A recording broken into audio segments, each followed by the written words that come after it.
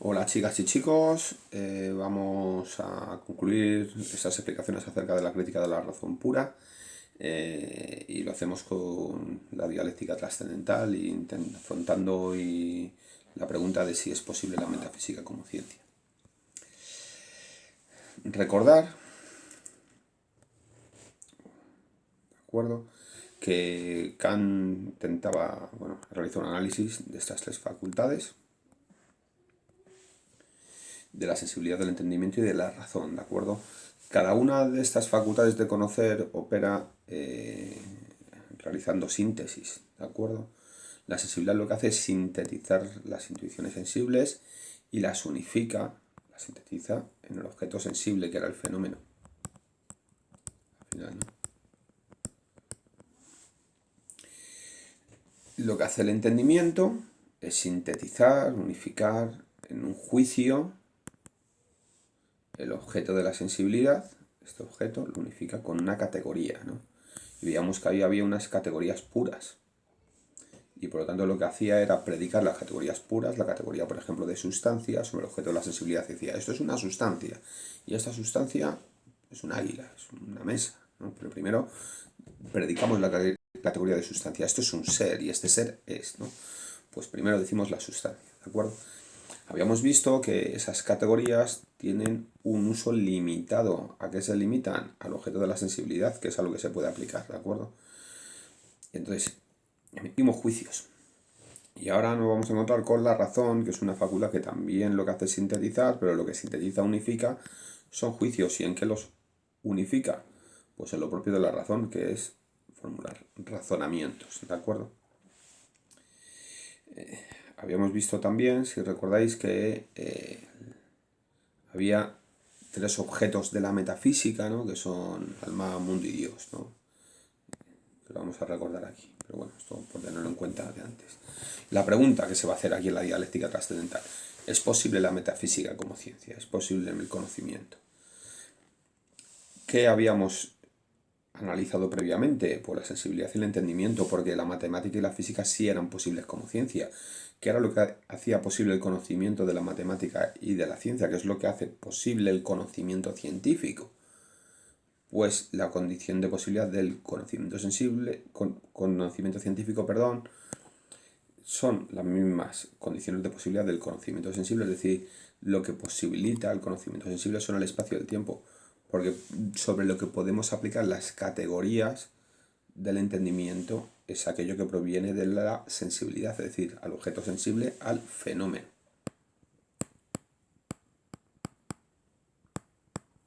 Lo que proviene de la experiencia, ¿de acuerdo? La metafísica se ocupa, pues, de las realidades metafísicas, del alma, del mundo y de Dios, ¿de acuerdo? ¿Qué es lo que ocurre con estas realidades? Dice, pues, que están más allá de la experiencia. Eso recordará Hume, ¿no? Es decir, cuando critica estas ideas, porque no podemos derivarlas o indicar de qué impresión se derivan. ¿Por qué? Porque están más allá de la experiencia. Es decir, el alma, ¿quién ha visto el alma?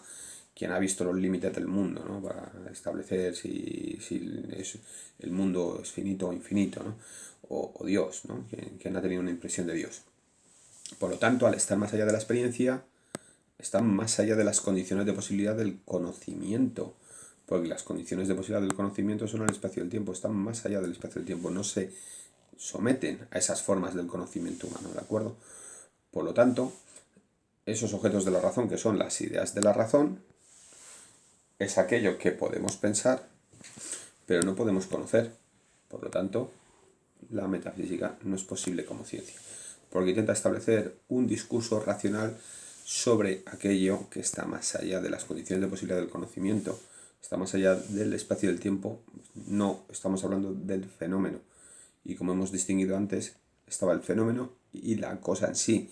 Y la cosa en sí es el noúmeno. Entonces, el alma, el mundo y Dios pertenecen a lo nouménico. ¿De acuerdo? Entonces, ¿qué son? Pues son ideas, que es aquello que podemos pensar, pero no podemos conocer, necesitamos pensarlas. ¿Por qué?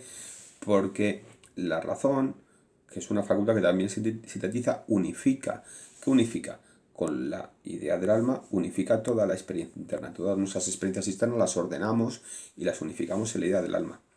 Toda la experiencia externa la unificamos en la idea del mundo, ¿no? Como totalidad, ¿de acuerdo? No como aquella realidad que podemos percibir si estamos en una habitación, en una clase, ¿no? En un parque, sino el mundo como totalidad, ¿no? Y toda la experiencia posible, la razón la unifica en la idea de Dios, ¿de acuerdo? Entonces, esas son las ideas de la razón pura. Son modos de regular la experiencia. El alma regula la experiencia interna, el mundo la experiencia externa y Dios la experiencia posible, ¿no? Estas ideas de la razón, ¿de acuerdo? Por lo tanto, lo que hacen es regular la experiencia.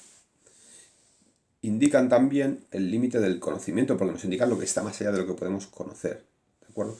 Pero también se convierten en ideales en el sentido de que hacen continuar la investigación. Es decir, es aquello que podemos pensar, no podemos conocer, pero como podemos conocerlo, nos hace continuar con la investigación, nos hace intentar llegar a conocerlas. Ahora bien, no es posible conocerlas, no es posible establecer una verdad o un conocimiento sobre ellas, ¿de acuerdo? ¿Qué es lo que ocurre? Que se produce una cosa que se llama la ilusión trascendental, ¿no? ¿En qué consiste la ilusión trascendental? Porque la razón convierte las ideas en objetos reales. Y al convertirlos en objetos reales, le aplica las categorías del entendimiento, que solo se podían aplicar a lo fenoménico, ¿de acuerdo? Eso si recordamos, nosotros teníamos el objeto de la sensibilidad, que era el fenómeno,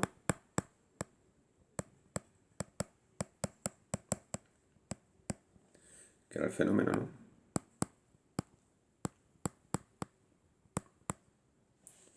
Y eso era el sujeto del juicio. Y ahora le predicábamos algo, y este predicado es la categoría pura. Eso es legítimo, ¿no? Predicar las categorías del entendimiento del objeto de la sensibilidad, ¿no? Y aplicarlas, por lo tanto, a lo fenoménico. Ahora bien, ¿qué es lo que hacemos? ¿Qué consiste esta ilusión trascendental? ¿De acuerdo? Pues lo que hace la razón es que en el lugar del objeto de la sensibilidad coloca el noúmeno. Aquí. Y aplica estas categorías. Y entonces dice, el alma es una sustancia. Y no podemos hablar de la sustancia del alma. Dice, ¿qué es? Es inmortal, es libre, no es libre. Sobre el mundo, pues hacemos lo mismo. Lo ponemos aquí en ese sujeto, en el lugar del sujeto, perdón, y le aplicamos la categoría de sustancia. Decimos, el mundo es una sustancia. ¿Y cómo es? Es infinito, es finito, tiene una causa libre, ha sido creado, ¿no? Entonces discutimos sobre Dios, que también es lo numénico. Lo ponemos en el lugar del objeto de la sensibilidad y le aplicamos las categorías puras.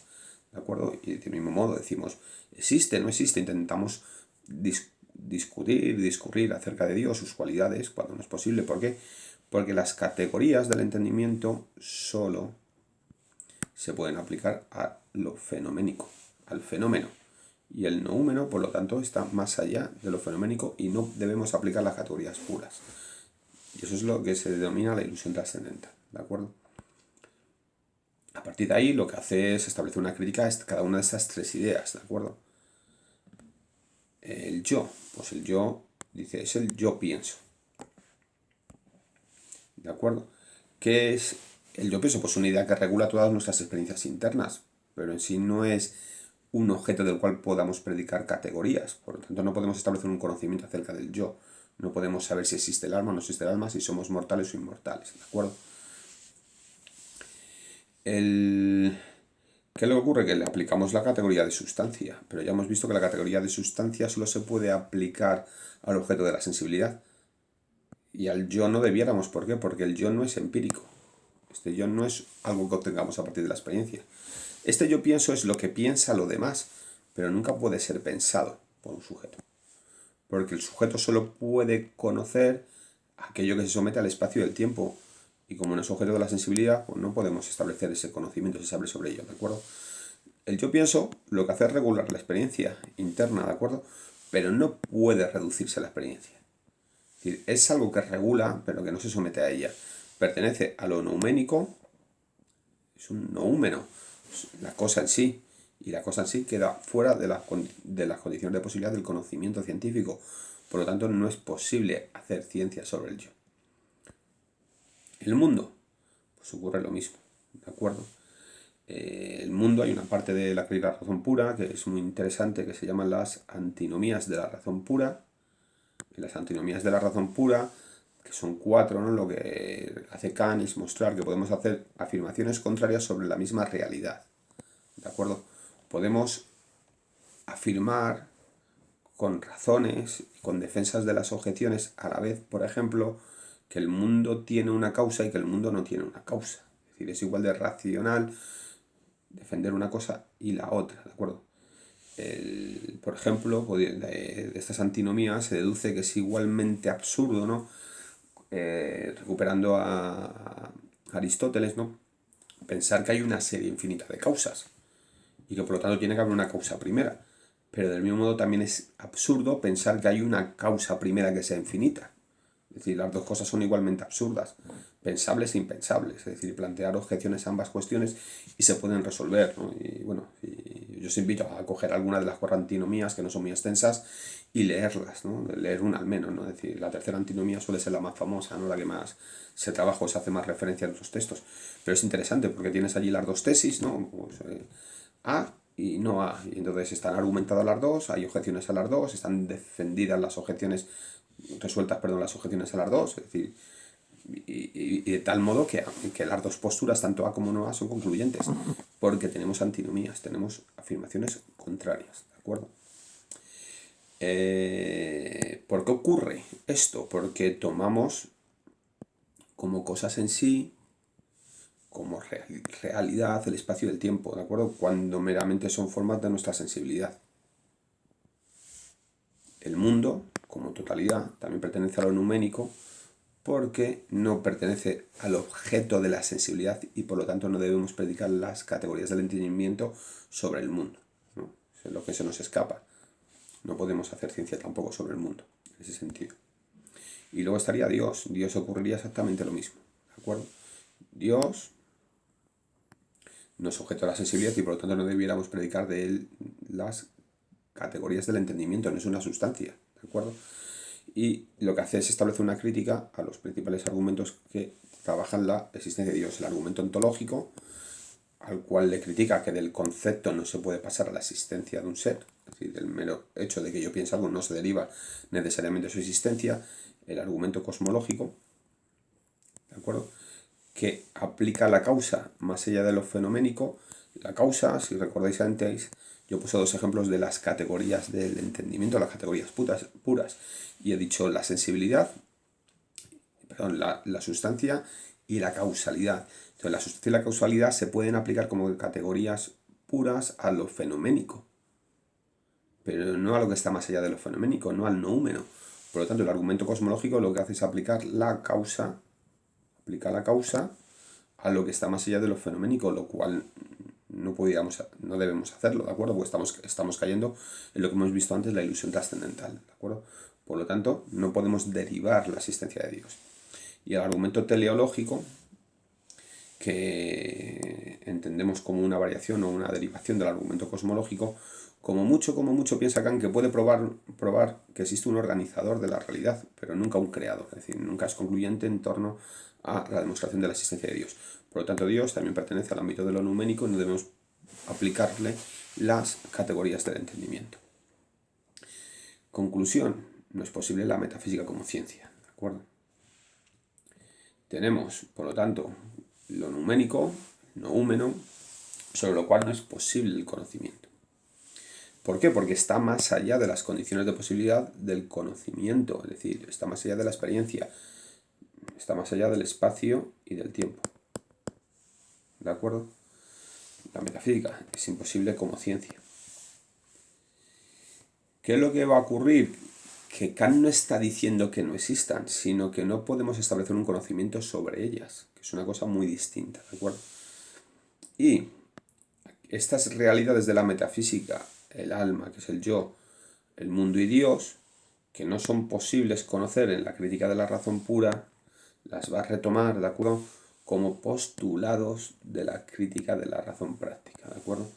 Y esta afirmación, que se entenderá más clara cuando veamos la crítica de la razón práctica, es lo que nos permite, con cierta soltura, ¿no?, pasar de una crítica a otra, ¿no? Es decir, pues pues estas realidades que han quedado fuera del conocimiento o fuera de las posibilidades de conocer la crítica de la razón pura, las retoma como postulados en la crítica de la razón práctica. Y al acabar la crítica de la razón práctica podemos hacer la inversa, ¿no? Estas realidades que postula Kant en la crítica de la razón práctica era aquello que se quedaba fuera del conocimiento, de la posibilidad de conocer la crítica de la razón pura, y podemos jugar y saltar de una crítica a otra, ¿de acuerdo? Y bueno, pues nada, chicas y chicos, espero haber sido claro, que os haya sido útil, preguntar dudas, consultar los apuntes y nos vemos. Saludo.